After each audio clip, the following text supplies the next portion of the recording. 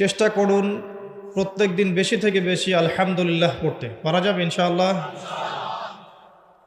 কমপক্ষে 100 বার পড়ার চেষ্টা করেন সুবহানাল্লাহ। পারা যাবে ইনশাআল্লাহ?